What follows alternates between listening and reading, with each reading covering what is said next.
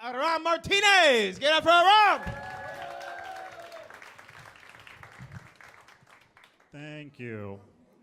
My name is Aram. A lot of people hear that name, they're like, oh, are you Arab? I'm not. And they say, well, are you Persian? No. I'm actually Mexican and Southern white.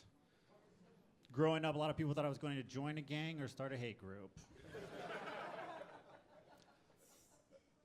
But I did okay. I started the KK Quesadillas. You'll know it's us if you see a burning tortilla in your front yard. We're the reason your guac goes brown and your queso stays white. Anybody want to join? I'll tell you how. You ever ate a chip, tortilla chip, and it stuck to the roof of your mouth and you just kept eating salsa? You're in. You are in. I do feel like if you're the product of two ethnicities, sometimes your sides can clash, you know? Like my Mexican side hates the idea of deportation, but my white side loves the idea of free return trip. Sometimes my sides see eye to eye, like my white side wants to build the wall, and my Mexican side wants to build the wall. We're industrious, we need jobs.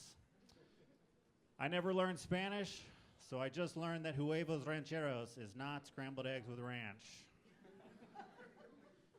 But ranch is great. People always tell me, like, you should learn Spanish. And I'm like, that's your culture. That's your culture. You need to learn it for your culture. Spanish is doing A-okay by itself, okay? My ex was Korean, and she would tell me, Aram, I'm more Mexican than you are because I know Spanish. And I was like, well, I'm more Asian than you are because I have a math degree.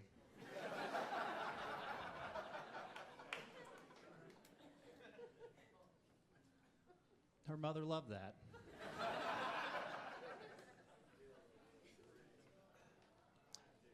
I was a flight attendant for a lot of years. And when I tell people that, they're like, male flight attendant? As if once I got on the plane, I became a female.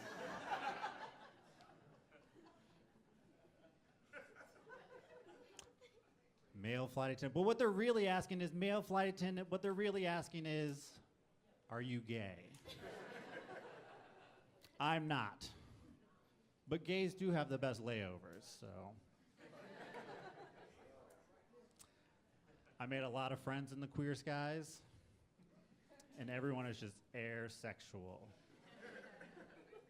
Made a lot of friends. I made so many gay friends when I was in the flight attendant that I guess you could say I have homo-platonic tendencies.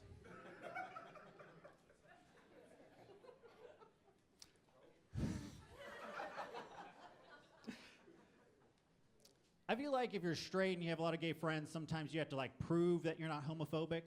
I'm guilty of this. I would often have to tell my friends, like, you know, I'm 98% straight. Maybe there's a 2% chance there's someone out there I'll fall in love with. You can't say 99. 99, that's just too hardcore. And 100%, that's just saying you're a congressman that loves to beg for dick. I did put up with a lot of sexual harassment when I was a flight attendant. One guy kept asking to blow me. He's like, Aram, let me blow you. No, thank you. He was like, we can do it in the galley. The location is not the issue here.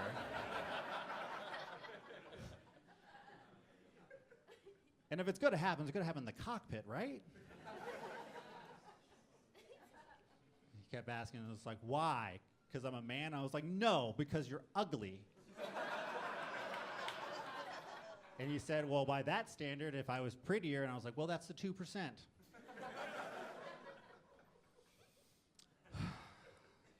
Leave you guys with two food jokes that I love.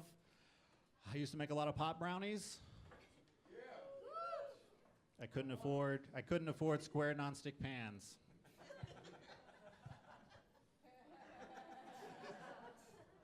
My grandmother told me that drinking coffee would turn me black.